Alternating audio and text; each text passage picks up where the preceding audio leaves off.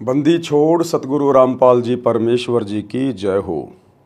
परमपिता परमात्मा सारी सृष्टि के रचनहार, कुल मालिक, असंख्य ब्रह्मांडों के स्वामी, जगत गुरु, तीनों लोकों में प्रवेश करके सबका भरण पोषण करने वाले राजाधिराज, आत्माधार, नाथों के नाथ, देवों के देव महादेव, सर्वेश्वर, महेश्वर, मृत्युंजय, अजरो अमर, आदि अनादि, सनातनी प्रभु, जगत पिता जगदीश्वर, श्री श्री 1008 की उपाधि के वास्तविक अधिकारी, अकाल मूर्त शब्द स्वरूपी राम वासुदेव, सर्वगतम ब्रह्म, परम पूज्य, प्रथम पूज्य, परम संत, परम पुरुष, परम धनी, परम दयालु, सत्य कबीर, हक्का कबीर, अल्लाहु कबीर, अल्लाहु अकबर, बाखबर, अल्लाह ताला, जगत के तारणहार, जगत के मुक्तिदाता, जगत के जगन्नाथ, हारे के सहारे, हिंदुओं के राम, मुसलमानों के अल्लाह, सिखों के वाहिगुरु, ईसाइयों के मसीह, दया के सागर दयानिधि, करुणा के सागर करुणानिधि, स्वयंभू परिभू, संकट मोचन, कष्ट हरण, मंगल करण, दुख भंजन, अविगत कबीर, निर्विकार निर्विषम परमात्मा, अलय अलेख सतगुरु, आदि अनादि सतगुरु, असली मर्यादा पुरुषोत्तम, असली राम, असली कृष्ण, असली घनश्याम, असली मुरारी, राजाओं के राजा, महाराजाओं के महाराजा, शहंशाहों के शहंशाह, सम्राटों के सम्राट, भगवानों के भगवान, अल्लाहों के अल्लाह, प्रभुओं के प्रभु, मसीहों के मसीह, सच्चे वाहिगुरु, बाबाओं के बाबा, पीरों के पीर, सेठों के सेठ, जगत सेठ, सावड़सा सेठ, सर्वगुण संपन्न, अनंत कोटि कलाओं के स्वामी, अनंत कोटि ब्रह्मांडों के नायक, योगियों में महायोगी, ध्यानियों में महाध्यानी, सिद्धों में परम सिद्ध, ज्ञानियों में तत्व ज्ञानी, ब्रह्म ज्ञानी, महाज्ञानी, परम ज्ञानी, सर्वश्रेष्ठ ज्ञानी, विज्ञानी, युवा कबीर, समरथ कबीर, असमवात, अमित ओजा, सच्चे रहनुमा, करीम अल्लाह, सुभान अल्लाह, दुनिया के अंतिम पैगंबर, 8 सितंबर 1951 से गांव धनाना, जिला सोनीपत, हरियाणा, भारतवर्ष की पावन भूमि पे प्रकट रियल कल की भगवान श्री नारायण साकार हरि, श्री बाबा साहेब नूर अनंत परमात्मा, संत श्रोमणी सतगुरु रामपाल जी परमेश्वर जी के चरण कमल में साध संगति से जुड़े हुए देश विदेश से आप और हम सभी सत्सेवक भाई बहनों का अनंत कोटि दंडवत प्रणाम। सत्साई भाई और बहनों, दया परमपिता परमेश्वर जी की, सारी सृष्टि के मालिक सतगुरु रामपाल जी की, जिनके विशेष आशीर्वाद से, शुभ आशीर्वाद से, उन्हीं के कर कमल से लिखित पवित्र पुस्तक जीने की राह के ऊपर वीडियो बनाने की श्रृंखला जारी है। इसी श्रृंखला में आज हमारा ये 18वें नंबर का वीडियो है। भाई और बहनों, प्रत्येक वीडियो में गुरुदेव भगवान के आशीर्वाद से हमें अध्यात्म के विषय में बहुत ही गहरी गहरी बातें पता चल रही हैं, जो बातें हमारे विश्वास को दृढ़ करती हैं, और जो भाई बहन केवल सत्संग ही सुन रहे हैं उन्हें भी बहुत सारी बातों का पता चल रहा है। तो आज के वीडियो में हम आगे बढ़ते हैं। आज का 18वें नंबर का वीडियो, पवित्र पुस्तक जीने की राह, पेज नंबर 136। आज गुरुदेव भगवान हमें पंडित की परिभाषा से परिचित करवा रहे हैं। पंडित, यह शब्द सुनते ही आम आदमी को लगता है कि किसी ब्राह्मण जाति के व्यक्ति की ओर इशारा है, किसी ब्राह्मण जाति की ओर इशारा है, पंडित जाति की ओर इशारा है। लेकिन भाई और बहनों, अध्यात्म में पंडित उसे कहते हैं जो पिंड के विषय में जानता है। पंडित सोई जो पिंड की जाने। पिंड यानी ये शरीर, एक ब्रह्मांड का पूरा लघु चित्र हमारे इस शरीर के अंदर है। तो कहते हैं पंडित सोई जो पिंड की जाने, और ब्राह्मण सोई जो ब्रह्म पहचाने।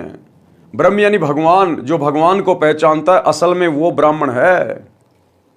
आज इस पृथ्वी पर यदि वास्तव में कोई पंडित है, कोई ब्राह्मण कहलाने का अधिकारी है, तो केवल सतगुरु रामपाल जी के फॉलोवर हैं, जो उस ब्रह्म को पहचान गए, जो वास्तव में पंडित हैं, जिनको ज्ञान है, आत्म ज्ञान है, परमात्म ज्ञान है, जो पिंड के विषय में जानते हैं। तो असल में इस पृथ्वी पर सतगुरु रामपाल जी के भक्तों के अलावा ना तो कोई ब्राह्मण है, ना कोई पंडित है। बाकी झूठी फीत लगाकर चाहे दुनिया घूमती रहो, लेकिन उनको अध्यात्म के विषय में कै ख गय का भी ज्ञान नहीं है। पंडित की परिभाषा, पंडित कहते हैं विद्वान को। जैसे हम लोग सुनते हैं कि रावण को पंडित कहते हैं, पंडित, कि रावण पंडित था। भाई सतयुग में तो कोई जाति थी नहीं। अगर पंडित कोई जाति है तो रावण को फिर पंडित क्यों कहते हैं कि रावण पंडित था? सतयुग में तो पंडित नाम की कोई जाति थी ही नहीं, जाति धर्म उस समय थे ही नहीं। तो रावण को पंडित क्यों कहा जाता है? पंडित यानी विद्वान, जिसे शास्त्रों का ज्ञान हो, भक्ति का ज्ञान हो, उसको कहते हैं पंडित, विद्वान। पंडित कहते हैं विद्वान को।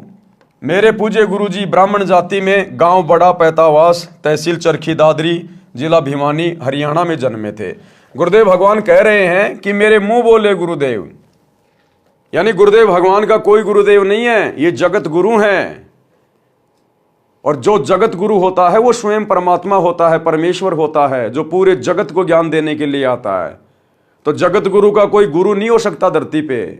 जगत गुरु कबीर परमात्मा को कहते हैं। जाति हमारी जगत गुरु, परमेश्वर है पंथ, दास गरीब लिखित पढ़े, मेरा नाम निरंजन कंत। लेकिन गुरुदेव भगवान ने आप और हमारे तक अपना संदेशा पहुंचाने के लिए, आप और हमें अपनी शरण में लेने के लिए अपने आप को छुपाते हुए एक मुंह बोला गुरु बनाया, गुरु शिष्य परंपरा का निर्वाह किया। तो आदरणीय राम देवानंद जी को 17 फरवरी 1988 के दिन इस कबीर परमेश्वर सतगुरु रामपाल जी ने लोक दिखावे में अपना मुंह बोला गुरु धारण किया। इसलिए गुरुदेव कह रहे हैं कि मेरे जो गुरुदेव थे वो ब्राह्मण जाति में थे, आपको कभी पंडित नहीं कहते थे। यानी आदरणीय राम देवानंद जी परंपरागत पंडित जाति में जन्मे थे, लेकिन उसके बावजूद भी वो कभी अपने आप को ब्राह्मण नहीं कहते थे। मेरे दादा गुरुजी, मेरे गुरुजी के गुरुजी गांव छावड़ा दिल्ली में नजफगढ़ के पास के जाट थे। वे छोटी आयु में ही संत गंगेश्वरानंद जी के सत्संग से प्रभावित होकर उनके साथ हरिद्वार चले गए थे। संत गंगेश्वरानंद जी ने उनको काशी विद्यापीठ में पढ़ने के लिए छोड़ा। वे तीक्ष्ण बुद्धि के धनी थे। 4 विषयों में आचार्य की डिग्री प्राप्त की, जिस कारण से जाट होते हुए भी पंडित चिदानंद जी के नाम से पुकारे जाते थे। गांव गोपालपुर, तहसील खरखोदा, जिला सोनीपत प्रांत, हरियाणा में उनका आश्रम है।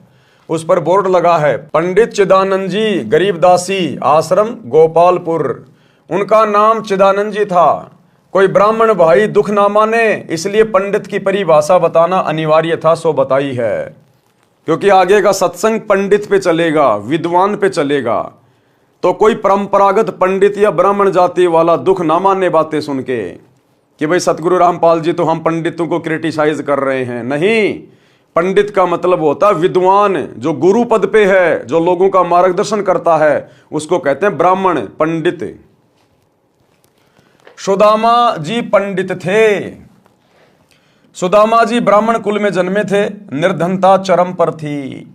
कई बार बच्चे भी भूखे सो जाते थे। सुदामा जी की धर्मपत्नी को पता था कि द्वारिका के राजा श्री कृष्ण जी के साथ सुदामा जी की अच्छी मित्रता रही है। पत्नी ने बहुत बार कहा कि आप अपने राजा मित्र कृष्ण से कुछ धन मांग लाओ। सुदामा जी कहते थे कि पंडित का काम मांगना नहीं होता, परमात्मा के विधान को समझकर उसके अनुकूल जीवन यापन करना होता है। गरीबदास जी ने भी कहा है। क्या कहा सुदामा जी ने? हम भक्तों को शिक्षा लेने की आवश्यकता है। आज हमारे गुरु भाई बहन जो साध संगति से नहीं जुड़े हुए हैं, जो ज्ञान को आधार बना के भक्ति नहीं कर रहे, आज वे आश्रमों में फोन पे फोन करते हैं, गुरु जी के पास जेल में मेरी प्रार्थना भेज दो, गुरु जी के पास मेरी अरदास लगा दो, मेरी प्रार्थना लगा दो। कोई क्या मांग रहा है, कोई क्या मांग रहा है। सुदामा जी कह रहे हैं कि ब्राह्मण का काम, पंडित का काम, भगत का काम मांगना नहीं होता। जैसी भक्ति गुरु ने बताई है, हमने उस भक्ति को मर्यादा में रह के, गुरु की आज्ञा में रह के करने की आवश्यकता है। क्या गुरु को पता नहीं कि मेरे भगत को क्या चाहिए, कब चाहिए, किस चीज की आवश्यकता है? सतगुरु अंतर्यामी होते हैं। सतगुरु को बताने की जरूरत नहीं है, सतगुरु से अरदास करने की जरूरत नहीं है। चीटी पायल बाजे पैर, साहिब सुनता है सब लहर। वे अंतर्यामी होते हैं। महाभारत के युद्ध के समय टटीरी पक्षी ने अपने अंडों की रक्षार्थ अपनी आत्मा से परमात्मा से पुकार की थी। सतगुरु ने उस पक्षी की आत्मा की पुकार सुन ली। क्या हमने आज गुरुदेव को फोन करके बताने की जरूरत है? प्रार्थना लगाने की जरूरत है? बीच में कोई एजेंट तैयार करने की जरूरत है क्या? आत्मा और परमात्मा के बीच में कोई दलाल नहीं है, कोई एजेंट नहीं है। तो सुदामा जी शिक्षा दे रहे हैं। क्या कहा सुदामा जी ने जब उनकी पत्नी ने कहा कि श्री कृष्ण जी तो राजा भी हैं और आपके मित्र भी हैं, कुछ धन मांग लाओ। सुदामा जी कहते थे कि पंडित यानी भगत, ब्राह्मण, भगत का काम मांगना नहीं होता, परमात्मा के विधान को समझकर उसके अनुकूल जीवन यापन करना होता है। गरीबदास जी ने भी कहा है कि गरीब नट प्रेरणा कांजर सासी मांगत हैं भटियारे, जिनकी भक्ति में लो लागी वो मोती देत उधारे। गरीब जो मांगे सो बढ़वा कहिए, दर दर फिरे अज्ञानी, और जोगी जोग संपूर्ण जाका मांग न पीवे पानी। ये विशेष तौर पर उन लोगों के लिए कहा है जिनको सत भक्ति प्राप्त नहीं है, जिनको सच्चा गुरु प्राप्त नहीं है, और जो भगवा वाणा पहन के अपने आप को ब्राह्मण पंडित या गुरु दर्शाकर और गांव गांव में जाकर अलख जगाते हैं, रोटियां मांगते हैं, आटा मांगते हैं। ये उन लोगों के लिए कहा है कि तुम सत भक्ति करो, फिर तुमने मांगने की जरूरत नहीं है, घर घर जाकर किसी के आगे हाथ फैलाने की जरूरत नहीं है। कहते हैं तो नट कांजर और सासी ये लोग मांगा करते हैं, और जो भगत होते हैं वो तो दूसरों को दिया करते हैं, मांगा नहीं करते। तो गुरुदेव कह रहे ए जगत के लोगों, मांगो मत, परमात्मा से भक्ति की भीख मांगो। अगर एक बार परमात्मा ने तुम्हें भक्ति की भीख दे दी तो उसके बाद तुम्हारे पास किसी चीज की कमी नहीं रहेगी। फिर वो परमात्मा अपने भगत को जगत के आगे हाथ नहीं फैलाने देता। शब्दार्थ, नट ये लोग जनता में कुछ खेल दिखाते थे, जैसे लंबे बांस को बिना पृथ्वी में गाड़े उसके ऊपर चढ़ना, जो अनोखा व कठिन कार्य होता था। उस खेल के समापन पर कटोरा लेकर तमाशा यानी खेल देखने के लिए उपस्थित भीड़ से रुपए पैसे मांगते थे। इसी प्रकार अन्य जाति के व्यक्ति कंजर, सांसी, बटियारे अपनी कला दिखाकर रुपए या कणक, गेहूं, बाजरा, चना मांगते थे। यदि योगी यानी साधक भी ऐसी सिद्धियों का प्रदर्शन करके रुपए व कणक इकट्ठे करता है तो उसकी सत्य साधना नहीं है। यदि सत्य साधक होता, शिष्यों को आशीर्वाद रूपी मोती देकर धनी बनाता, जो साधक के भाग्य से अलग अपनी ओर से उधार रूप में होता। यदि संत दर दर पर जाकर मांगता फिरता है तो वह अज्ञानी है, उसके पास शास्त्र अनुकूल साधना नहीं, वह संत नहीं, भड़वा है, भड़वा। मांगे सो ही भड़वा कहिए, दर दर फिरे अज्ञानी, और जोगी जोग संपूर्ण जिसका मांग ना पीवे पानी। भड़वा का अर्थ यहां पर बेशरम है। जोगी यानी साधक की भक्ति संपूर्ण उसकी मानी जाती है जो किसी से कुछ नहीं मांगे। उसके उदाहरण में कहा है कि वह साधक और वस्तु तो छोड़ो, पानी भी मांगकर नहीं पीता। जो असली साधक होता है वो पानी भी मांगकर नहीं पीता, वो भी परमात्मा व्यवस्था कर देगा किसी और में प्रेरणा करके। भाई और बहनों, जब ये दास हिसार जेल में गया और जब मुझे जेल के अंदर छोड़ा गया तो जैसे ही मैं जेल में गया मुझे प्यास बहुत भयंकर लग रही थी। अब मैंने सोचा यहां पानी मैं पीऊं किसका, सब लोग ऐसे गंदे संदे दिखाई दे रहे हैं यहां तो मुझे एक कमरे में छोड़ दिया गया, और भी वहां पर बहुत सारे लोग थे। तो मुझे बहुत जोर की प्यास लग रही थी। तो जैसे मैं उस ब्लॉक के अंदर गया और जाते ही उन कैदियों का जो सरदार होता है, 10, 15, 20, 50 कैदी जिस ब्लॉक में होते हैं, उनका एक ठेकेदार होता है, उसको कहते हैं लम्बड़दार। तो लम्बड़दार ने मुझे देखकर कहा कि आ जाओ आ जाओ आ जाओ, बैठो बैठो बैठो बैठो। मैं बैठ गया वहां पर। कहां से आए हो, क्या नाम है, क्यों आए हो, मैंने 2-4 बातें उसको बता दी। अब उसने तुरंत कहा कि मुझे पता है आपको प्यास लग रही है। वो लम्बड़दार बोला मुझे पता है आपको प्यास लग रही है। मैंने कहा प्यास तो लग रही लेकिन पीऊं कहां। बोले मेरे पास में साफ बोतल है, बिल्कुल मैंने सुबह भरी है, मैं मेरी अलग से बोतल रखता हूं, किसी को नहीं पिलाता, मेरी साफ बोतल है। तो उसमें से उसने मुझे पानी दिया, मैंने परमात्मा की अंदेव की आरती की और फिर मैंने पानी पिया। तो परमात्मा इस प्रकार से भी अपने भगत के साथ में रहता है। तो कहते मांगे सो ही बढ़वा कहिए, दर दर फिरे अज्ञानी, और जोगी जोग संपूर्ण जिसका मांग ना पीवे पानी। परंतु पत्नी के बार बार आग्रह करने पर विपर सुदामा जी अपने मित्र श्री कृष्ण जी के पास चले गए। श्री कृष्ण जी ने उनका विशेष सत्कार किया। मुट्ठी भर चावल साथ लेकर गए थे जो श्री कृष्ण जी ने चाव के साथ खाए। चरण तक धोए और कुशल मंगल पूछा तो पंडित सुदामा जी ने कहा कि हे भगवान, मुझे किसी वस्तु की आवश्यकता नहीं है। खुद श्री कृष्ण रूप में कबीर परमात्मा ही सारी लीला कर रहे थे, सारा खेल खेल रहे थे। ये बातें हमने कबीर सागर में और मुक्ति बोध में अच्छे से पढ़ ली है, कृष्ण सुदामा की कथा में। तो देखो श्री कृष्ण जी के रूप में स्वयं कबीर भगवान ने, सावल साथ सेठ ने पंडित सुदामा जी से पूछा कि कहो क्या हाल चाल है, किसी चीज की कमी तो नहीं है। अब सुदामा जी कह रहे कि भगवान आपकी दया से मौज है, आपके दास को कोई कमी नहीं है, बिल्कुल ठाठ बाट है। भाई और बहनों, ये होते हैं भगत के लक्षण। सुदामा जी मांग भी नहीं रहे थे, सामने से श्री कृष्ण रूप में परमात्मा ने कहा, उसके बावजूद भी सुदामा ने हाथ नहीं फैलाए। ये नहीं कहा कि मुझे दिक्कत है, प्रॉब्लम है, मेरे बच्चे भूखे रहते हैं, हाल बेहाल हो रहा है। बोला नहीं नहीं भगवान, आपके रहते सहते बोले आपके दास को क्या चिंता। उधर शेख फरीद की हमने कथा पढ़ी, उसने अपनी आंख निकाल के दे दी उस बुढ़िया को कि जल्दी से मुझे आग दे दे, नहीं तो मेरे गुरुजी नाराज हो जाएंगे। आंख निकाल दी, आंख पे कपड़ा बांध के गुरुजी के पास आया और गुरुजी ने कहा, रे शेख फरीद क्या हो गया। बोला गुरुजी क्या हो सकता आपके दास को, आपके रहते सहते गुरुदेव आपके दास को क्या हो सकता है, मौज है मौज है।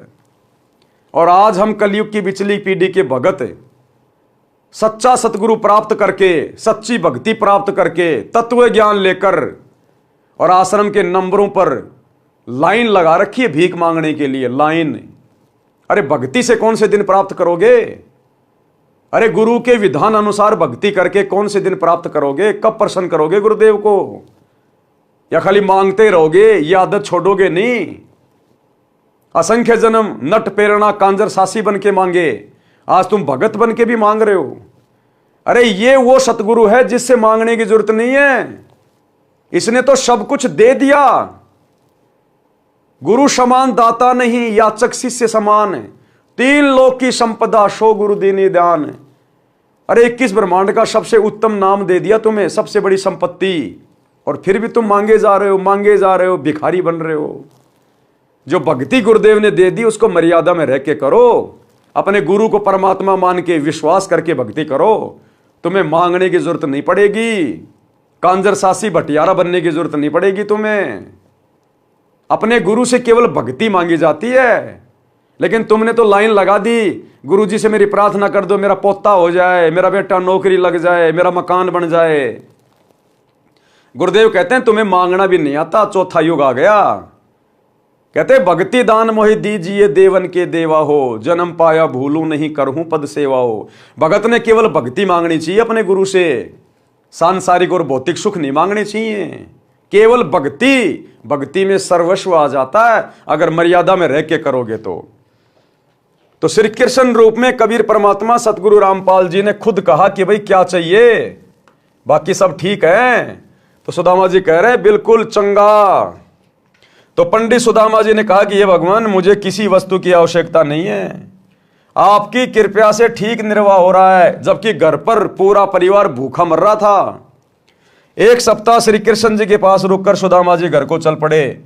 एक बार भी नहीं कहा कि कुछ धन दे दो, वे जानते थे कि कबीर बिन मांगे मोती मिले, मांगे मिले न भीख, और मांगन से मरना भला, यह सतगुरु की सीख।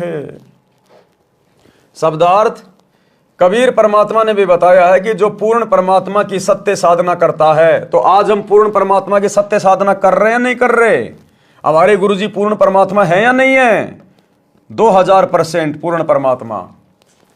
कबीर परमात्मा ने बताया कि जो पूर्ण परमात्मा की सत्य साधना करता है उसे मांगना नहीं चाहिए, ना ही तो जगत से मांगना चाहिए, ना रिश्तेदारों से मांगना चाहिए, ना आड़ोसी पाड़ोसी से मांगना चाहिए। अरे भगत तो लोगों को उधार देता है, सतगुरु के भगत होकर हम दुनिया के भिखारी बन रहे हैं।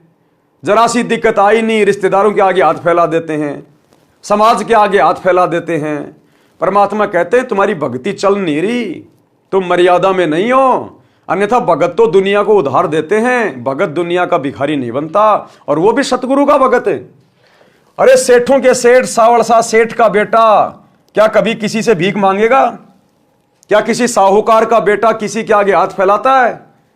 और यदि हाथ फैला रहा है तो वो जगत में हंसी का पात्र बनता है, वो हंसी का पात्र बनता है।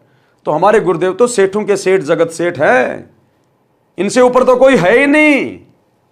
और इनके बेटा बेटी होके यदि हम जगत से, समाज से, रिश्तेदारों से, यार दोस्तों से भीख मांगते हैं, भाई देना जरा 5000 रुपये उधार, देना जरा 10,000 रुपये उधार, तो हमसे बड़ा भिखारी है कोई दुनिया में? कबीर परमात्मा ने भी बताया है कि जो पूर्ण परमात्मा की सत साधना करता है उसे मांगना नहीं चाहिए। मांगने से परमात्मा रुष्ट हो जाता है, उसको भिक्षा भी नहीं मिलती। वह साधक यानी भगत परमात्मा पर विश्वास रखकर नहीं मांगेगा तो परमात्मा उसकी इच्छा पूरी करेगा। लेकिन संगत को विश्वास ही तो नहीं है कि हमारे गुरुजी परमात्मा होंगे, हमारे गुरुजी कबीर जी होंगे। इन्होंने तो कागज के टुकड़े को, दाढ़ी मूछ वाली कबीर की नकली फोटो को भगवान मान रखा, उसको परमात्मा मान रखा है।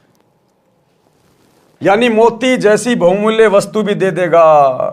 पूर्ण सतगुरु यही शिक्षा देता है कि मांगने से तो व्यक्ति जीवित ही मर जाता है, मांगने से तो मरना भला है। भावार्थ आत्महत्या से नहीं है, यहां अपनी इच्छाओं का दमन करके मृतक बनकर रहने से है। श्री कृष्ण जी राजा थे, अपने मित्र की स्थिति को समझकर विश्वकर्मा जी को आदेश देकर एक सप्ताह में सुदामा जी का महल बनवा दिया तथा बहुत सारा धन भी दे दिया। अगर श्री सुदामा जी जरा सी भी गलती कर देते और जब श्री कृष्ण रूप में कबीर भगवान ने कहा कि भाई क्या चाहिए, अगर उस समय सुदामा जी जरा सा भी भावुक हो जाते, लोभ लालच में आ जाते और कह देते कि भगवान हालत खराब है, एक झोपड़ी सी बनवा दो, हो सकता है भाई और बहनों एक गाड़ी अनाज की भी दे देता परमात्मा, हो सकता है उसकी झोपड़ी भी बनवा देता। लेकिन आज सुदामा का नाम श्री कृष्ण जी के साथ में नहीं जुड़ता, आज ये कथा पूरे समाज में नहीं फैलती। लेकिन सुदामा ने उदाहरण पेश कर दिया कि मांगन से मरना भला, यह सतगुरु की सीख है। उसने मांगा नहीं, क्योंकि भगत का काम मांगना नहीं होता। जो साधना गुरु ने बताई है उस साधना को सफल करो, मर्यादा में रह के भक्ति करो, गुरु को प्रसन्न करो, भक्ति भाव में चल के, जगत भाव में चल के, नाराज मत करो। अगर उस समय सुदामा मांग लेता, गलती कर देता, तो आज सुदामा का भक्ति इतिहास में नाम नहीं होता। और नहीं मांगा तो परमात्मा ने बिना मांगे दे दिया, उसका महल बनवा दिया जो सुदामा कभी सौपन में भी नहीं सोच सकता था, और धन धान्य से पूरा घर भर दिया, पूरी जिंदगी का समाधान कर दिया उसका। अपने मित्र की स्थिति को समझकर विश्वकर्मा जी को आदेश देकर एक सप्ताह में सुदामा जी का महल बनवा दिया तथा बहुत सारा धन भी दे दिया। पंडित सुदामा जी अपने धर्म कर्म पर डटे रहे, जिस कारण से उनको लाभ हुआ। इसे पंडित कहते हैं, जो मांगे सो बढ़ुआ कहलाता है। पंडित की यही परिभाषा है। प्रसंग चल रहा है दीक्षा यानी नाम लेने के पश्चात भगत की आस्था संसार तथा परमात्मा में कैसी होनी चाहिए। नाम दीक्षा लेने के बाद भगत ने किस प्रकार से भक्ति मार्ग पर संभल के चलना चाहिए, संसार के प्रति भगत की सोच कैसी होनी चाहिए, और परमात्मा यानी अपने गुरु के प्रति कैसी सोच होनी चाहिए। उस प्रसंग में पवित्र कबीर सागर ग्रंथ के अध्याय अनुराग सागर में परमेश्वर कबीर जी ने अपनी प्रिय आत्मा धर्मदास जी को इस प्रकार बताया है। अध्याय अनुराग सागर का सारांश, अनुराग सागर पेज नंबर 3 से 5 तक का सारांश। प्रश्न नंबर 3 से, धर्मदास जी ने परमेश्वर कबीर जी से प्रसन्न किया। प्रश्न, प्रभु दीक्षा प्राप्ति के पश्चात परमेश्वर में कैसी आस्था होनी चाहिए।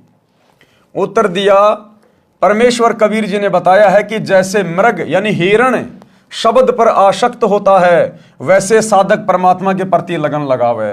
गुरु से लगन कठिन है भाई, सत भक्ति में सतगुरु स्वयं परमात्मा होता है।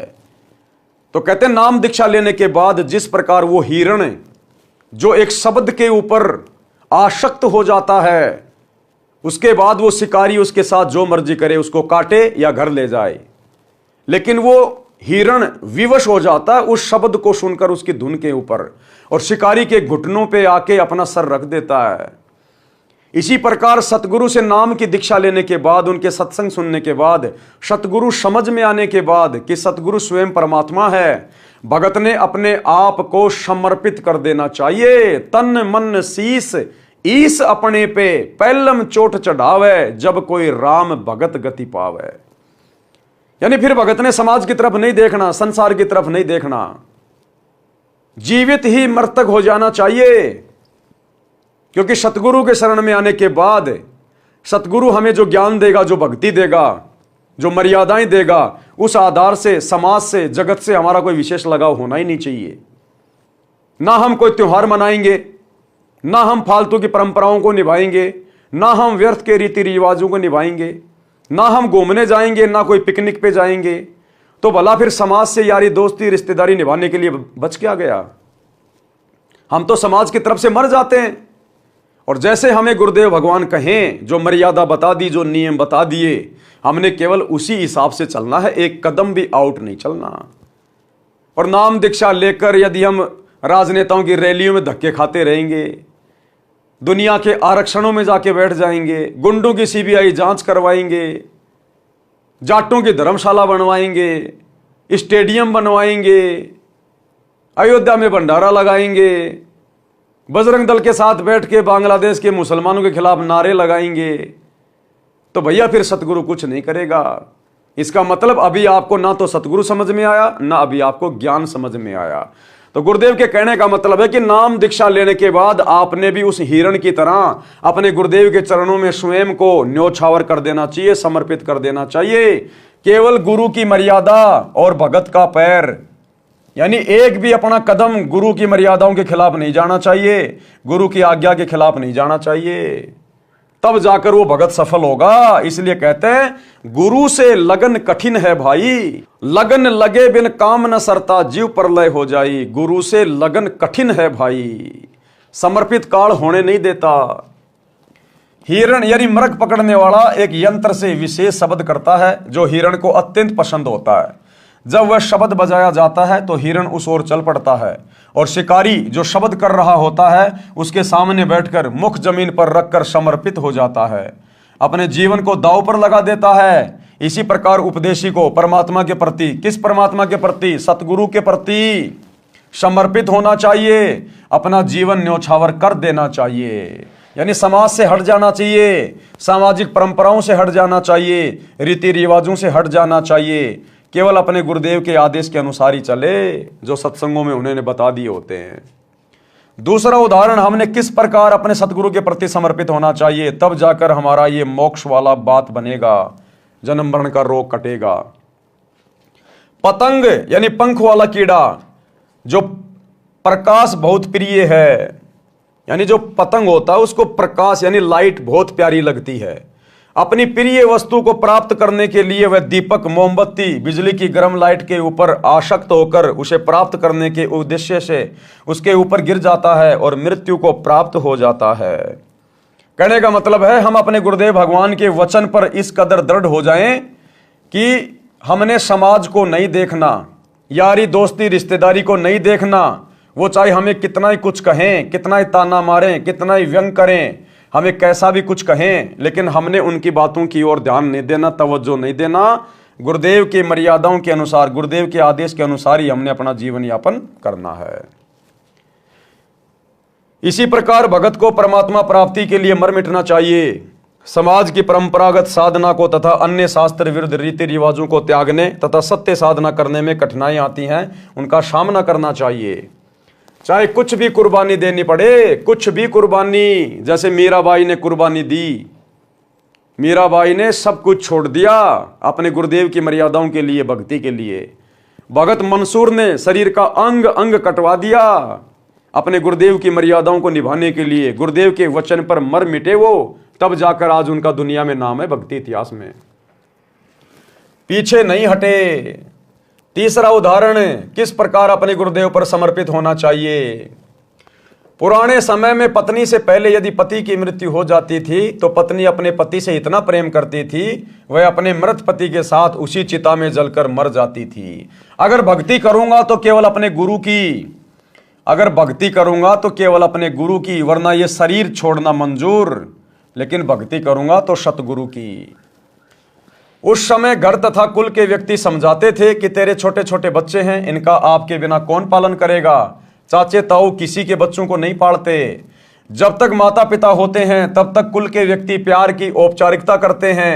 वास्तव में प्रेम तो अपनों में ही होता है। आप इन छोटे छोटे बच्चों की ओर देखो, बच्चे पिता के वियोग में रो रहे होते हैं, माता का पल्लू पकड़कर रोकते हैं। उस स्त्री को उसके सोने के आभूषण भी दिखाए जाते हैं, देख इनका क्या होगा, कितने सुंदर तथा बहुमूल्य आभूषण हैं। आप अपने बच्चों में रहो, परंतु वह स्त्री प्रेम वश होकर उसी चिता में जिंदा जलकर मर जाती है। इसी प्रकार सतगुरु की शरण में आने के बाद ये काल या फिर काल प्रेरणा से अन्य समाज के लोग जो उपदेशी नहीं हैं वो हमें कितना ही परेशान करें, कितना ही तंग करें, कितना ही लोभ लालच दें, भगत के अंदर लोभ लालच का अंश भी प्रवेश नहीं करना चाहिए। क्योंकि परमात्मा कहते हैं कामी क्रोधी लालची इनसे भक्ति ना होए, भक्ति करे कोई सूरमा जात वर्ण कुल खोए। यानी काल हमें हर प्रकार से तोड़ने का भी प्रयास करेगा। पहले हमारे को ये गरीबी में रख के प्रयास करता है कि ये भक्ति छोड़ दे दुखी होके, फिर एक समय बाद ये हमारे को इतना धन देगा, इतना धन देगा कि हो सकता है ये धन में पागल होकर लोभ लालच में आकर भक्ति में जो है आस्था हटा ले, भक्ति में ढीला पड़ जाए। तो हमें हर प्रकार से यहां पर तोड़ने का प्रयास किया जाएगा और उस समय वो हमारी परीक्षा होती है। तो भगत ने ये चीजें नहीं देखनी है। जिस प्रकार वो स्त्री जो अपने पति के प्रेम में पागल होती है, वो अपने छोटे छोटे बच्चों को जो रो रहे होते हैं उनको भी नहीं देखती। सोने चांदी के उसके आभूषण उसके सामने लाए जाते हैं, इनको कौन पहनेगा, ये लाखों रुपए के आभूषण हैं। वो कुछ नहीं देखती, उसका प्रेम केवल अपने पति में, उसके ऊपर धुन सवार होती है। इसी प्रकार हमारा प्रेम अपने सतगुरुदेव भगवान में, हमारी आसक्ता अपने गुरुदेव भगवान में, हमारा समर्पण हमारे गुरुदेव भगवान में। हमने जगत भाव में नहीं चलना, अब हमने काल के जाल में नहीं फंसना। सतगुरु ने इतना ज्ञान दे दिया, इतना ज्ञान दे दिया, 4 युगों में यह ज्ञान परमेश्वर ने किसी को नहीं दिया। साहिब ने भेद दिया सब खोला अपनी सतलोक राजधानी का। आप अपने बच्चों में रहो, परंतु वह स्त्री प्रेमवश होकर उसी चिता में जिंदा जलकर मर जाती थी, पीछे कदम नहीं हटाती थी। पहले तो इस प्रकार सती होती थी, कोई 1-2 ही होती थी, बाद में ये रीति रिवाज कुल की मर्यादा का रूप ले गई थी। पति की मृत्यु के पश्चात स्त्री को जबरन उसी चिता में जलाया जाने लगा था, जिससे सती प्रथा का जन्म हुआ। बाद में यह संघर्ष के पश्चात समाप्त हो गई। इस कथा का सारांश है कि जैसे एक पत्नी अपने पति के वैराग्य में जिंदा जलकर मर जाती है, मुख से राम राम कहकर चिता में जल जाती है। जगत में जीवन दिन 4 का कोई सदा ना रहे, ये विचार पति संग चाली कोई कुछ कहे। इसी प्रकार जगत में जीवन दिन 4 का कोई कुछ भी कहे, समाज की परंपराओं को छोड़कर, रीति रिवाजों को छोड़कर हम तो अपने गुरुदेव भगवान के साथ चलेंगे। जो आज्ञा गुरुदेव की है, जो नियम गुरुदेव के हैं, हम नहीं तोड़ेंगे, ना समाज के लिए, ना परिवार के लिए, ना यारी दोस्ती रिश्तेदारी के लिए। हम प्रत्येक वचन निभाएंगे अपने आत्मा के कल्याण के लिए। शब्दार्थ, बहुत पुराने समय में स्त्री अपने मृत पति के साथ जलकर मर जाती थी। उस समय उसकी आस्था अपने पति के अतिरिक्त किसी अन्य धन संपत्ति, बालकों या आभूषण में नहीं रहती थी। वह विचार करती थी कि संसार में आज नहीं तो कुछ दिन बाद मृत्यु होगी। संसार के व्यक्ति कुछ भी कहें, वह किसी की परवाह नहीं करती थी। इस तरह का विचार करके वह स्त्री अपने पति के साथ जलकर मरती थी। यह कुरीति थी, परंतु उस समय बहुत महत्व माना जाता था। अब शिक्षित समाज ने इस कुरीति व जुल्म का अंत कर दिया है। भक्ति में दृढ़ता उत्पन्न करने के लिए ये उदाहरण सटीक है कि भगत को भी, अब क्या कह रहे हैं गुरुदेव ये उदाहरण देकर, कि भगत को भी ऐसी आस्था परमात्मा प्राप्ति के लिए लगानी चाहिए। संसार के व्यक्तियों की सांसारिक बातों पर ध्यान न देकर अपने उद्देश्य की सफलता के लिए दृढ़ता से भक्ति करें, मर्यादा का पालन करें। नीचे की वाणियों में यही समझाया है कि भगत सत्य पुरुष की साधना के लिए ऐसे ही लगन लगाए, संसार के नाते संपत्ति को भूल जाए और केवल परमात्मा में ध्यान लगाए। लेकिन भाई यहां तो सांसारिक नातों को निभाया जा रहा है, दृढ़ किया जा रहा है।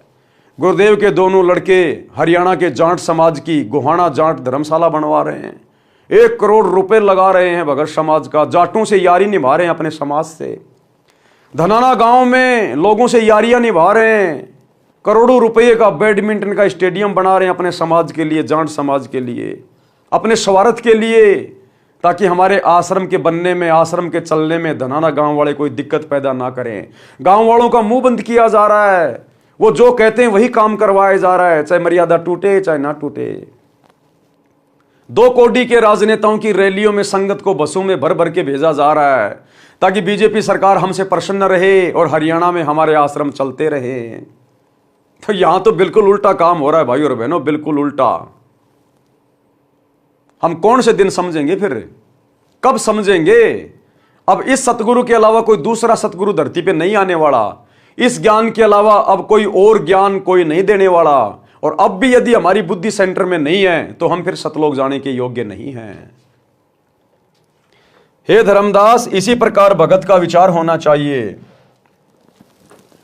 ऐसे ही जो सत्य पुरुष लोलावे, कुल परिवार सब विसरावे। इसी प्रकार जिसकी लगन अपने गुरुजी में लग गई, सत्य पुरुष में लग गई, जिसको अपना गुरु समझ में आ गया, ये भक्ति समझ में आ गई, जिसको आत्म कल्याण की चिंता सताने लग गई, क्या कहते हैं, कुल परिवार सब बिसरावे। बिसराने का मतलब ये नहीं कि छोड़ छाड़ के चला जाए परिवार को, नहीं, अपनी भक्ति करे, परिवार में रहे, लेकिन अपनी भक्ति और मर्यादाओं को प्रथम रख के चले। अगर परिवार की कोई मर्यादा, कोई परंपरा, कोई रीति रिवाज अगर भक्ति में बाधक है तो वो हम स्वीकार नहीं करेंगे, वो हम बिल्कुल भी नहीं मानेंगे। बाकी जो परमात्मा ने रोल दे दिया, एक बेटे का, एक बाप का, एक बहन का, एक पति का, वो हम सारे निभाएंगे, प्यार प्रेम से रहेंगे, कमाएंगे, दमाएंगे। लेकिन जहां बात आएगी हमारी मर्यादाओं में, समाज की कोई परंपरा, कोई रीति रिवाज अगर अड़चन पैदा करेगी तो उस समय हम समाज की बात नहीं मानेंगे, हम परिवार को देख के नहीं चलेंगे, लोक लाज में नहीं आएंगे। प्रथम गुरु की भक्ति और मर्यादा, बाकी फिर अन्य काम। तो कहते हैं ऐसे ही जो सतगुरु लोलावे, कुल परिवार सब बिसरावे। नारी सुत का मोह न आने, जगत और जीवन शोपन कर जाने। नारी यानी स्त्री, पत्नी, सुत यानी बेटा, बेटी, इनका कोई मोह नहीं होना चाहिए। जगत और जीवन शोपन कर जाने कि भैया 4 दिन की जिंदगी है, अगर बेटा बेटी की मोह ममता में पड़ा रहूंगा तो मेरा तो जीवन नरक बन जाएगा, अगले जन्म में गधा बन के घूमूंगा। बेटा बेटी को पढ़ाओ लिखाओ, बढ़िया खिलाओ, कपड़े लाके दो, इससे ज्यादा नहीं, इससे ज्यादा मोह ममता में नहीं पड़ना। मेरे बेटे को मैं बैरिस्टर बना दूं, इंजीनियर बना दूं, डॉक्टर बना दूं, मैं इसका जीवन सफल कर लूंगा। पहले अपना तो जीवन सफल कर ले, बेटा बेटी के तो बाद में देखना, पहले अपना तो कर ले। तो परमात्मा कहते हैं फालतू के चक्कर में मत पड़ना, और बेटा बेटी को भी समय पे भक्ति में लगा दे। एक बार जब वो डॉक्टर बन गया फिर वो तेरी नहीं मानने वाला, तो अपने बच्चों को भी बचपन से भक्ति लाइन पे लगाओ। जग में जीवन थोड़ा भाई, अंत समय कोई नहीं सहाई। बहुत प्यारी नारी जगमाही, मात पिता जाके समनाही। स्त्री, कहते हैं स्त्री अपने माता पिता से भी प्यारी लगने लगती है, लेकिन अंत समय में जब तेरा समय आएगा वो स्त्री भी तेरे साथ नहीं जाएगी जो तुझे बहुत प्यारी लगती है। तेहि कारण नरसीस जो देही, अंत समय सो नहीं संग देही। जिस औरत के कारण इंसान लड़ाई झगड़ा करके अपना सिर तक दे देता है, कोई उसकी औरत को टेढ़ी आंख से देख ले, कुछ कह दे, उसके लिए लड़ने मरने को तैयार हो जाएगा, तूने मेरी औरत को यह कैसे कह दिया। कहते हैं अंत समय में वो तेरी औरत भी तेरे साथ नहीं जाएगी जिसके कारण तू शीश देने को तैयार है। चाहे कोई जड़े पति के संगा, फिर दोनों बने कीट पतंगा। अगर कोई अपने उस पति के प्यार में, प्रेम में, वियोग में, वैराग्य में अगर उसके साथ में जल के मर भी जाती है तो भी वो साथ नहीं रहेंगे भाई। वो पत्नी अपने कर्म आधार से क्या पता कौन सी योनि में जाएगी, वो पति कौन सी योनि में जाएगा, आगे वो भी नहीं मिलेंगे, दोनों बने कीट पतंगा। इसलिए यदि मरना है तो अपने गुरु के प्रेम में मर। या मरने का मतलब है समर्पित हो जा, समाज को मत देख। फिर पशु पक्षी जन्म पावे, बिन सतगुरु दुख कौन मिटावे। वो पति पत्नी फिर अगले जन्म में ना जाने कोई पशु बनेगा, कोई पक्षी बनेगी, कोई किसी योनि में जाएंगे। कहते हैं ये संकट, ये दुख सतगुरु की भक्ति के बिना नहीं कटेगा। ऐसी नारी बहुतेरी भाई, पति मरे तब रुदन मचाई। ऐसी औरतें बहुत हैं, जब पति मरेगा तो बहुत रोएगी, दुख मनाएगी, और काम पूर्ति की हानि विचारे, दिन तेरे ऐसे पुकारे। वो रोती क्यों है? अपने स्वार्थ को रोती है, अपने विषय वासनाओं की पूर्ति के लिए रोती है, और जैसे उसके 12-13 दिन पूरे हो जाते हैं दूसरा खत्म कर लेती है। निज स्वार्थ को रोदन कर ही, तुरंत ही खत्म दूसरों कर ही। शुत परिजन धन सौपन स्नेही, सत्य नाम गहु निज मत एही। श्वेतन संप्रिय और नयाना, शो भी संग नहीं चलत निदाना। कि इंसान को अपने शरीर से प्यारा तो कुछ नहीं लगता, जिस शरीर के लिए लाखों रुपया खर्च कर देता है अगर बीमार हो जाता है तो। कहते हैं अपने शरीर से प्यारा तो इंसान को कुछ नहीं लगता, सो भी संग नहीं चलत निदाना। ये नादान वो भी तेरे साथ नहीं जाएगा अंत समय में। तो क्या साथ जाएगा? केवल सतगुरु की भक्ति जाएगी। गुरु राम पाल मेरा हरदम साथी, रह शब्द रूप में साथ। ये परमात्मा साथ रहेगा, इसकी भक्ति साथ रहेगी। ऐसा कोई ना दिखे भाई अंत समय में हो सहाई, सतगुरु के अलावा अंत समय में कोई भी सहायक नहीं है, सब यहीं रह जाएंगे। ये झूठे रिश्ते नाते सब यहीं रह जाएंगे। आदि अंत का सखा बुलाया, झूठे जगनातों में फिर उमाया। आदि अंत का सखा, ये है वो मित्र आदि अंत का, जिसने हमें उत्पन्न किया और अंत में यही हमें संभालेगा। ये परमात्मा सतगुरु आदि अनादि है, सतगुरु मध्य है मूल, सतगुरु को सिजदा करूं एक पलक नहीं भूल। तो कहते हैं तूने अपने सतगुरु को तो बुला दिया और झूठे रिश्ते नातों में मगन होके बैठ गया। आदि अंत का सखा बुलाया, झूठे जग नातों में फिर उमाया। अंत समय जब दूत गल दबावे, ता समय कहो कौन छुड़ावे। जब यम के दूत आएंगे अंत समय में, भक्तिहीन प्राणी का गला दबाएंगे, उस समय कहते तुझे कौन बचाएगा उनसे। सतगुरु है एक छुड़ावन हारा, निश्चय कर मानू कहा हमारा। काल को जीत हंस ले जाही, सतगुरु काल पर विजय प्राप्त करवा के अपने हंस को सतलोक ले जाता है। काल को जीत हंस ले जाही, अविचल देश जहां पुरुष रहाई। जहां जाए सुख होए अपारा, बहुर न आवे इस संसारा। ऐसा दृढ़ मता कराही, जैसे सूरा लेत लड़ाई। यानी भगत ने भक्ति मार्ग पर इतना दृढ़ होना पड़ेगा, भक्ति करे कोई सूरमा, जात वर्ण कुल खोए। ऐसा दृढ़ मता कराही, जैसे सूरा लेत लड़ाई। जैसे सूरवीर योद्धा लड़ाई के मैदान में जिस प्रकार से टक्कर लेता है, पीठ नहीं दिखाता, चाहे शरीर का अंग अंग कट जाए, तो भक्ति मार्ग पर आने के बाद भगत को भी सूरवीर बनना पड़ेगा। किसी के साथ लड़ना नहीं, झगड़ना नहीं, लेकिन अपनी मर्यादाओं के लिए, अपनी भक्ति के लिए उसने इस प्रकार सूरवीर की तरह संघर्ष करना पड़ेगा। समाज की लोकलाज में नहीं आना, लड़ना नहीं, झगड़ना नहीं, लेकिन अपनी मर्यादाओं के लिए फिर किसी के आगे झुकना नहीं। टूक टूक हो मरे रण के माही, पूठा कदम कबू हटावे नहीं। वो योद्धा टूक टूक होकर अंग अंग उसका कट जाएगा युद्ध के मैदान में, लेकिन वापस कदम नहीं हटाता। तो जो सच्चा भगत होता है वो इसी प्रकार पीछे कदम नहीं हटाएगा। मंसूर की तरह, मंसूर को बांध दिया गया रस्सियों से, तलवार लेके सामने खड़े हैं कि बंद कर दे अनल हक बोलना, अनल हक अनल हक। एक हाथ काट दिया, बंद कर दे नहीं दूसरा काटेंगे, अनल हक दूसरा काट दिया। एक पैर काट दिया, बंद कर दे अनल हक दूसरा पैर काट दिया, गर्दन काट दी। कहते हैं इस प्रकार अपने गुरु जी के प्रति लो लगानी है, इतना समर्पित होना है सतगुरु की भक्ति के प्रति। और यहां छोटी छोटी बातों पे छोटा छोटा पीला पर्चा निकाल दिया जाता है। गुरु जी का आदेश है, नरेंद्र मोदी की रैली है गोहाना के सोनीपत में, बसों में भर के जाना है। 4 बजे तो भगत नहा धो के तैयार हो जाते हैं कि कब आएंगे, कब आएगा मेरा पति, मैं अपने ससुराल जाऊंगा नरेंद्र मोदी की रैली में। जाटों के आरक्षण में चलना है भगत जी। अरे भगत जी चलेंगे, कोई काम ही नहीं है, फ्री हूं मैं, चलो चलो चलो टाइम पास कर लेंगे। क्या खाक सूरवीर की भूमिका निभाओगे? आम जगत वालों से भी गए गुजरे हो गए, आम जगत वालों से भी गए गुजरे। ये सतगुरु सहन कैसे कर रहा, हमें तो ये नहीं पता। सतगुरु सब कुछ आंखों देख कर भी सहन कैसे कर रहा है, वरना अब तक तो संगत को मर मरा के गधा कुत्ता बन जाना चाहिए था। जो कर्म संगत कर रही है अपने गुरुदेव की गैर हाजिरी में बरवाला कांड के बाद है। लेकिन भाई ये दीन दयाल है, राम किसी को मारे नहीं, मारे तो हत्यारा राम, अपने आप ही मर जाओगे कर कर खोटे काम। जैसे सती पति संग जरही, ऐसा दृढ़ निश्चय जो करही। यानी जब तक जीवित हैं भक्ति करेंगे तो सतगुरु की करेंगे, इतना दृढ़ निश्चय होना चाहिए भगत को। साहेब मिले जग कीर्ति होई, विश्वास कर देखो कोई। हम है राह बतावन हारा, माने वचन भव उतरे पारा। छल कपट हम नहीं कराही, निस्वार्थ परमार्थ करे भाई।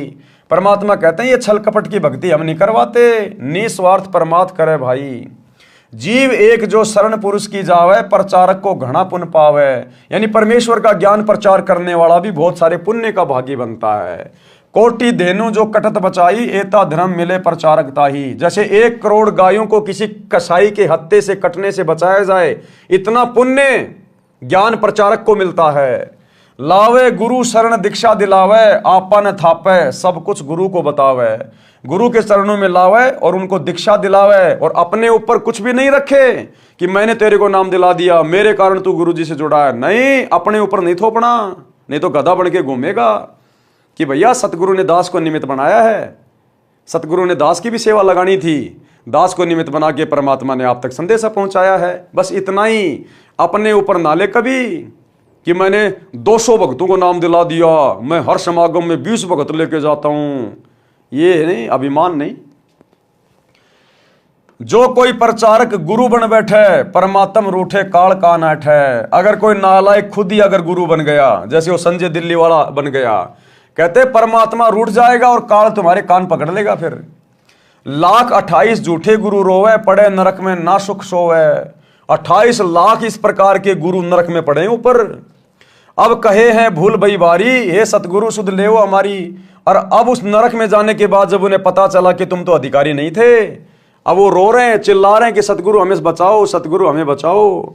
बोए बबूल आम कहां खाई, कोटि जीवन को नरक पठाई। ऐसी गलती ना करहूं सुजाना, सत्य वचन मानो परवाना। शब्दार्थ उपरोक्त वाणियों का भावार्थ है कि जब लड़का युवा होता है तो उसका विवाह हो जाता है। विवाह के पश्चात माता पिता से भी अधिक लगाव अपनी पत्नी में हो जाता है। फिर बच्चों से ममता हो जाती है। यदि पति की मृत्यु हो जाती है तो पत्नी साथ नहीं जाती। कुछ समय पश्चात यानी 13वीं क्रिया के पश्चात छोटे बड़े पति के भाई के साथ सगाई विवाह कर लेती है। पति को पूर्ण रूप से भूल जाती है। यदि कोई अपने पति के साथ जल मरती है तो अगले जन्म में पक्षी या पशु योनि में दोनों भटक रहे होते हैं। गुरुदेव के कहने का मतलब है, सांसारिक लोगों के ऊपर आस्था करोगे तो तुम्हें ना तो यहां कुछ मिलेगा, ना मरने के बाद कुछ मिलेगा। और यदि अपने सतगुरु के प्रति समर्पित रहोगे, मर्यादाओं में रह के भक्ति करोगे, गुरु को प्रसन्न करोगे, तो ये लोक भी सुखी और परलोक भी सुखी। जिस पत्नी के लिए पुरुष अपनी गर्दन तक कटा लेता है, यदि कोई किसी की पत्नी को बुरी नजर से देखता है, मना करने पर भी नहीं मानता है, तो पति अपनी पत्नी के लिए लड़ मरता है। फिर वही पत्नी पति की मृत्यु के उपरांत अन्य पुरुष से मिल जाती है। यह भले ही समय की आवश्यकता है, परंतु भगत के लिए ठोस शिक्षा है। यानी जगत वाले, रिश्तेदार, नाते वाले जो अनुपदेशी हैं, वो हमारे कभी हो ही नहीं सकते। हमें समझा गुरुदेव ये रहे हैं कि तुम जिन झूठे रिश्ते नातों में उलझ के बैठे हो ना, कि ये मेरा फलाना, ये मेरा फलाना, ये मुसीबत में मेरे काम आएगा, परमात्मा कहते हैं तुम्हारी भूल है, ये परम सत्य मान लेना। इसी प्रकार किसी व्यक्ति की पत्नी की मृत्यु हो जाती है तो वह कुछ समय उपरांत दूसरी पत्नी ले आता है। पति अपने पति के लिए अपना घर, भाई बहन, माता पिता त्याग कर चली जाती है, परंतु पत्नी की मृत्यु के उपरांत स्वार्थ के कारण रोता है। परंतु जब अन्य व्यक्ति विवाह के लिए कहते हैं तो सब भूलकर तैयार हो जाता है। भावार्थ है कि सब स्वार्थ का नाता है, इसलिए सत्य भक्ति करके उस सतलोक में चलो जहां जरा यानी वृद्धावस्था तथा मरण यानी मृत्यु नहीं है। आगे चेतावनी दी है कि हे भगत, अपने शरीर के समान इंसान को कुछ भी प्रिय नहीं होता। अपने शरीर की रक्षार्थ लाखों रुपए इलाज यानी ट्रीटमेंट में खर्च कर देता है, ये विचार करके कि यदि जीवन बचा तो मेहनत मजदूरी करके रुपए तो फिर बना लूंगा। यदि रुपए नहीं होते हैं तो संपत्ति को भी यही विचार करके बेच देता है और अपना शरीर बचाता है। परमेश्वर कबीर जी ने समझाया है कि हे धर्मदास, स्व तन सम प्रिय और नयाना, जो भी संग न चलत निदाना। शब्दार्थ, अपने शरीर के समान अन्य कुछ प्रिय नहीं है, वह शरीर भी आपके साथ नहीं जाएगा। फिर अन्य कौन सी वस्तु को तू अपना मानकर फूले और भगवान भूले फिर रहे हो। फिर नादान, जब तेरा शरीर ही तेरे साथ नहीं जाएगा तो तेरे रिश्तेदार, बेटा बेटी, भाई बंधु कहां जाएंगे, ये संपत्ति कहां जाएगी। फिर तू और किस चीज के ऊपर फूला फूला बैठा है यहां पर। इसलिए कहते हैं सतगुरु पे समर्पित हो, गुरु से लगन लगा। गुरु तुझे यहां भी हर प्रकार से सुरक्षित रखेगा और शरीर छोड़ने के बाद तुझे विमान में बैठा के अपने सतलोक लेकर जाएगा। सर्व संपत्ति तथा परिजन एक सौपन जैसा साथ है। कबीर परमेश्वर जी ने कहा है कि मेरी अपनी राय ये है कि पूर्ण संत से सत्य नाम यानी सत्य साधना का मंत्र लेकर अपने जीवन का कल्याण कराओ। और जब तक आप सौपन संसार में हैं तब तक सौपन देखते हुए पूर्ण संत की शरण में जाकर सच्चा नाम प्राप्त करके अपना मोक्ष कराओ। सभी प्राणी जीवन रूपी रेलगाड़ी में सफर कर रहे हैं। जिस डिब्बे में बैठे हो वह आपका नगर है, जिस सीट पर बैठे हो वह आपका परिवार है। जिस जिसकी यात्रा पूरी हो जाएगी वे अपने अपने स्टेशन पर उतरते जाएंगे। यही दशा इस संसार की है। जैसे यात्रियों को मालूम होता है कि हम कुछ देर के साथी हैं, सभ्य व्यक्ति उस सफर में प्यार प्रेम से रहते हैं, एक दूसरे का सहयोग करते हैं। इसी प्रकार हमने अपने सौपन वाले मानव जीवन के समय को व्यतीत करना है। सौपन टूटेगा यानी शरीर छूटेगा तो पता चलेगा ये क्या था। वह परिवार तथा संपत्ति कहाँ है जिसको संग्रह करने में अनमोल जीवन नष्ट कर दिया। गुरुदेव के कहने का मतलब है इस परिवार में, रिश्तेदारियों में, समाज में, इन रिश्ते नातों में ज्यादा मत उलझो। केवल अपनी जिम्मेदारियों तक सीमित रहो। हद से ज्यादा मोह ममता में पड़ोगे, परमात्मा की भक्ति से छूट जाओगे। अंत में काल यही तुम्हारा पैर खींच लेगा वापस। जहां आशा तां बाशा होई, मन कर्म वचन सुमरियो सोई। और ये अपना है भी नहीं, ये तो एक सौपन में जी रहे हैं अपन। जैसे रात्रि में सौपन आता है, कहां कहां पहुंच जाते हैं, किस किस नगर में पहुंच जाते हैं, राजा महाराजा बन जाते हैं। सौपन में न्यारा ही हमारा एक परिवार बन जाता है, माता पिता होते हैं, पत्नी होती है, बच्चे होते हैं। और जब सौपन सुबह टूटता है तो कुछ भी नहीं था। इसी प्रकार ये जीवन हमारा एक लंबा सपना है, किसी का 30 साल का, किसी का 40 का, किसी का 50 का, किसी का 100 का। और जिस दिन ये जीवन रूपी सौपन टूटेगा यानी शरीर छूटेगा तो बताओ फिर हमारा है क्या? क्या हम वापस इसी परिवार में आ सकते हैं? कभी नहीं आ सकते। क्या वापस आकर हम इस संपत्ति को अपना बना सकते हैं? कभी नहीं बना सकते। तो ये भी तो एक सौपन है। रात्रि वाला छोटा है, ये थोड़ा बड़ा है। तो गुरुदेव कह रहे हैं कि भक्ति में लो लगा लो ये सारी बातें सोच समझ के, आस्था अपनी गुरु में लगा लो पूरी। संसार के अंदर परमात्मा के अतिरिक्त ऐसा कोई नहीं है जो मृत्यु के समय में यम के दूत कंठ को बंद करेंगे, उस समय आपकी सहायता करेंगे। परमेश्वर उसी की मदद करता है जिसने पूर्ण संत से दीक्षा ले रखी हो। परमेश्वर उस सतगुरु के रूप में उपदेशी की सहायता करता है। इसलिए सतगुरु जी की शरण में आने के पश्चात ज्ञानवान साधक परमेश्वर में ऐसी लगन लगाए जैसी हिरण, पतंग, सती और सूरवीर लगाते हैं, जो उदाहरण पहले दे दिए गए हैं। अपने उद्देश्य से पीछे नहीं हटते। सूरवीर टुकड़े टुकड़े होकर पृथ्वी पर गिर जाना बेहतर मानते हैं, पीछे कदम नहीं हटाते। इसी प्रकार दृढ़ भगत अपनी बेइज्जती सहन कर लेगा, मार पिटाई सहन कर लेगा, लेकिन कभी भी लोकलाज में आकर, दबाव में आकर अपने सतगुरु के चरणों से दूर नहीं हटेगा। पुराणों में तथा श्रीमद् भगवद गीता अध्याय 2 श्लोक 38 में कहा है कि अर्जुन, यदि सैनिक युद्ध में मारा जाता है तो स्वर्ग में सुख प्राप्त करता है। भगत भक्ति मार्ग में संघर्ष करते हुए भक्ति करके शरीर त्याग जाता है तो सतलोक सुख सागर में सदा के लिए सुखी हो जाता है। जन्म मरण का संकट सदा के लिए समाप्त हो जाता है। जैसे हमारा जन्म पृथ्वी पर हुआ, हमारे को ज्ञान नहीं था कि हम किसके घर पुत्र या पुत्री के रूप में जन्म लेंगे। फिर हमारे को नहीं पता था कि हमारा विवाह संयोग किसके साथ होगा। ये भी ज्ञान नहीं था कि हमारे घर बेटा जन्म लेगा या बेटी। ये सब पूर्व जन्म के संस्कारवश होता चला गया। आपस में कितना प्यार तथा अपनापन बन गया। सदा साथ रहने की इच्छा रहती है, कोई ना मरे ये कामना करते हुए रहते हैं। इस काल ब्रह्म के लोक में कोई सदा नहीं रहेगा, एक एक करके पहले पीछे सब मरते जाएंगे। सारे जीवन में जो संपत्ति इकट्ठी की थी वह यहीं रहेगी। जीव खाली हाथ जाएगा, परंतु जो पूर्ण संत से सच्चे नाम की दीक्षा लेकर साधना करेगा वह सतलोक जाएगा। वहां पर ऐसे ही जन्म होगा जैसे पृथ्वी पर होता है, उसी प्रकार परिवार बनता चला जाएगा। वहां पर कोई कर्म नहीं करना पड़ता। सर्व खाद्य पदार्थ प्रचुर मात्रा में सतलोक में हैं। सदाबहार पेड़ पौधे, फुलवाड़ी, मेवा, काजू, किशमिश, मनुखा, दाग, दूध के समुद्र। सतलोक में वृद्ध अवस्था नहीं है, मृत्यु भी नहीं है। इसको अक्षय मोक्ष कहते हैं, यानी सदा सदा के लिए मोक्ष, अविनाशी मोक्ष, पूर्ण मुक्ति कहते हैं, जो गीता अध्याय 18 श्लोक 62 तथा अध्याय 15 श्लोक 4 में कहा है। तथा जिस सिद्धि यानी मोक्ष शक्ति को नैष्कर्मीय सिद्धि कहा गया है, जिसका वर्णन गीता अध्याय 3 श्लोक 4, अध्याय 18 श्लोक 49 से 62 में है। इस काल ब्रह्म यानी ज्योति निरंजन के 21 ब्रह्मांडों के क्षेत्र में सभी प्राणी कर्म करके ही आहार प्राप्ति करते हैं। सतलोक में ऐसा नहीं है, वहां बिना कर्म किए सर्व सुख पदार्थ होते हैं। जैसे बाग में फलों से लदपद पेड़ तथा बेल होते हैं, फल तोड़ो और खाओ। सर्व प्रकार का अनाज भी ऐसे ही उगा रहता है, सदाबहार है, जो इच्छा है बनाओ और खाओ। वहां पर खाना बनाना नहीं पड़ता, भोजनालय में रखो, जो खाना चाहते हो अपने आप तैयार हो जाता है। ये सब परमेश्वर की शक्ति से होता है।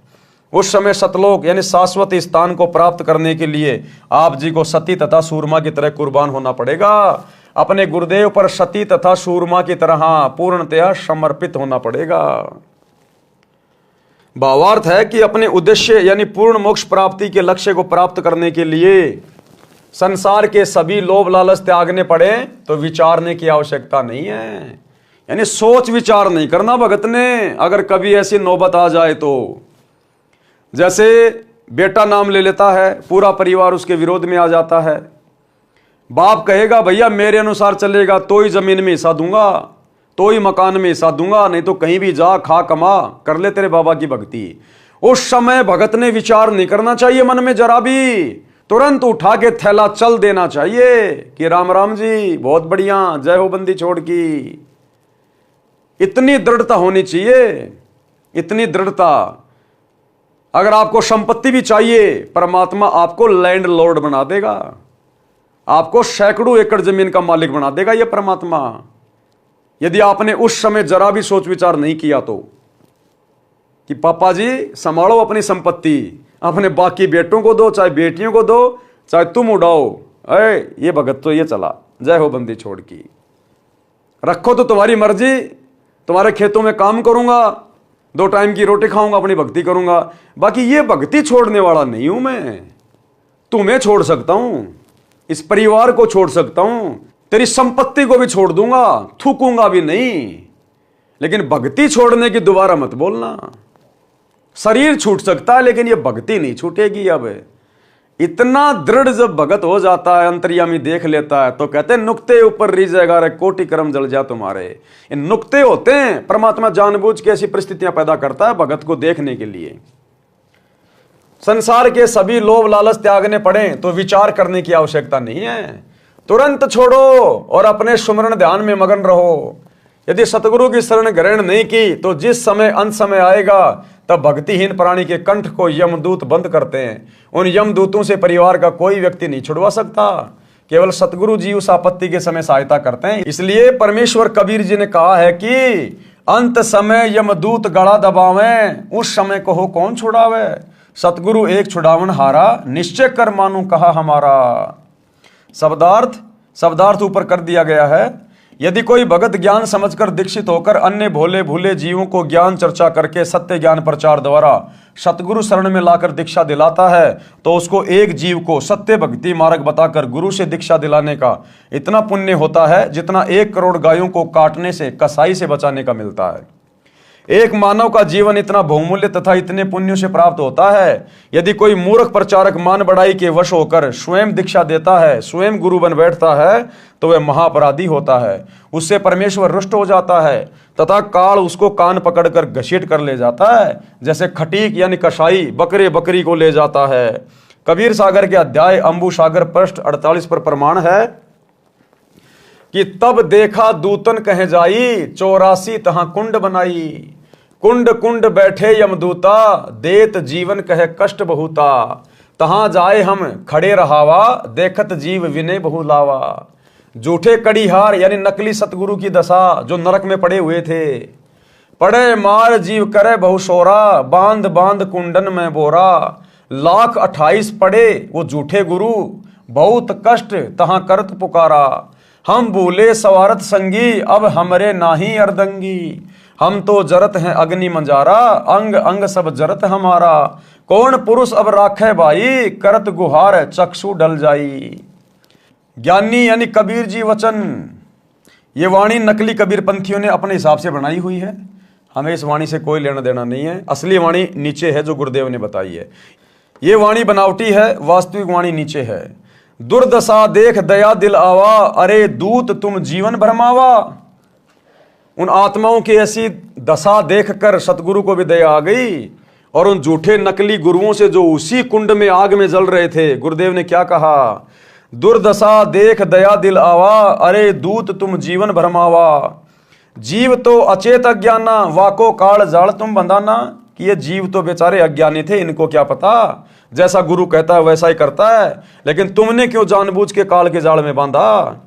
84 दूतन कह बांधा, शब्द डोर 14 यम सांदा, तब हम सब हन कह मारा, तुम हो जालिम बटपारा। हमारे भक्तन को तुम भरमावा, पल पल सुरती जीवन डिगावा। गही चोटी दूत घसियाए, यम और दूत विनय तब लाए। दूत जो नकली गुरु बने थे, चूक हमारी क्षमा कर दीजिए, मम माने तस आज्ञा कीजिए। हम तो धनी यानी काल कहो जस कीन्या, सो वचन मान हम लीन्या। अब नहीं जीव तुम्हारा भरमावे, हमने कभू गुरु कहावे। ये जितने भी धर्म गुरु हैं वर्तमान में धरती पर, एकमात्र सतगुरु रामपाल जी को छोड़कर, आचार्य, शंकराचार्य, मंडलेश्वर, हिंदू, मुस्लिम, सिख, ईसाई धर्म के ये पोप, पादरी हैं और जितने भी मुल्ला, काजी, पंडित, ब्राह्मण, ये सब काल के द्वारा भेजे गए दूत हैं जो परमेश्वर की आत्माओं को अज्ञान से ठोक रहे हैं, शास्त्र विरुद्ध साधना पर लगाकर सबके जीवन को नरक बना रहे हैं। तो बाद में इन सब को वहां पर नरक के कुंड में डाला जाता है, इन आचार्य शंकराचार्यों को।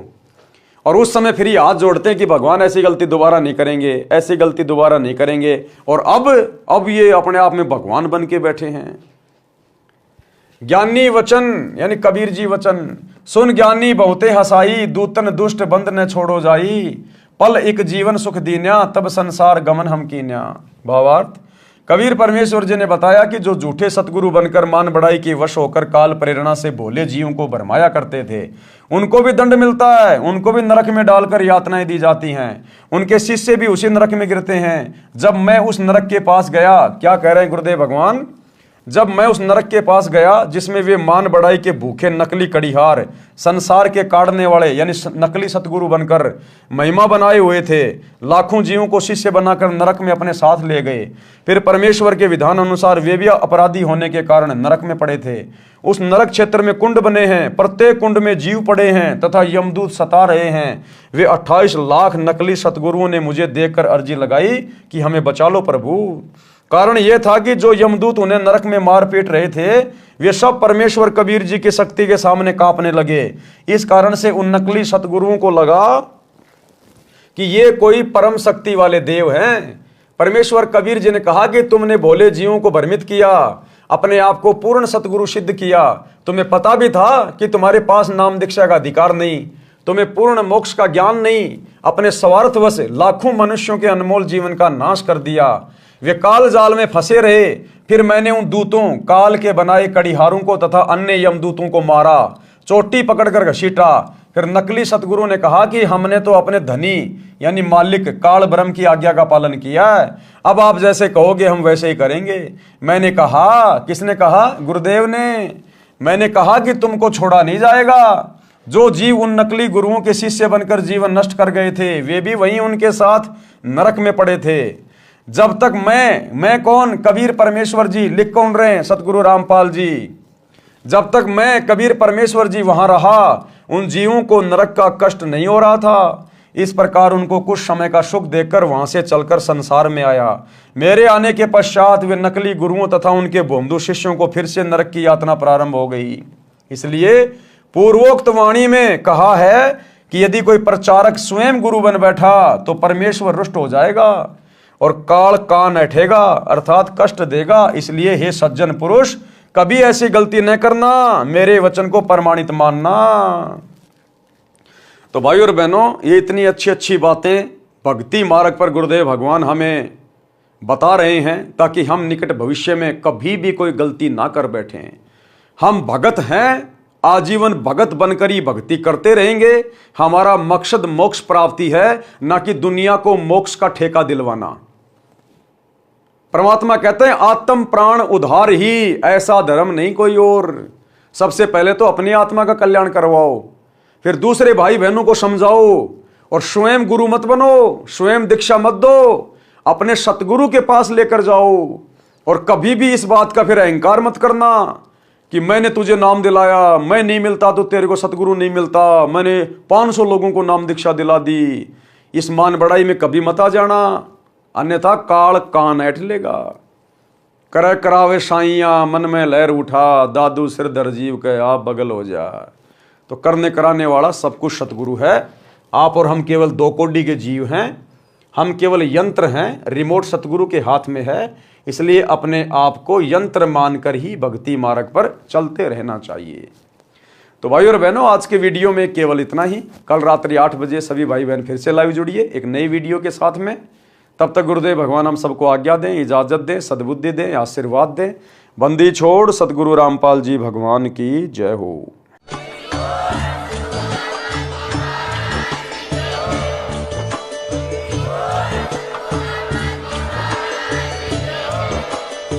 भाई जो गुरु बचन पे डट गे, कट गे फंद 84 के, कट गे फंद 84 के, कट गे फंद 84 के। भाई जो गुरु बचन पे डट गे, कट गे फंद 84 के, कट गे फंद 84 के, कट गे फंद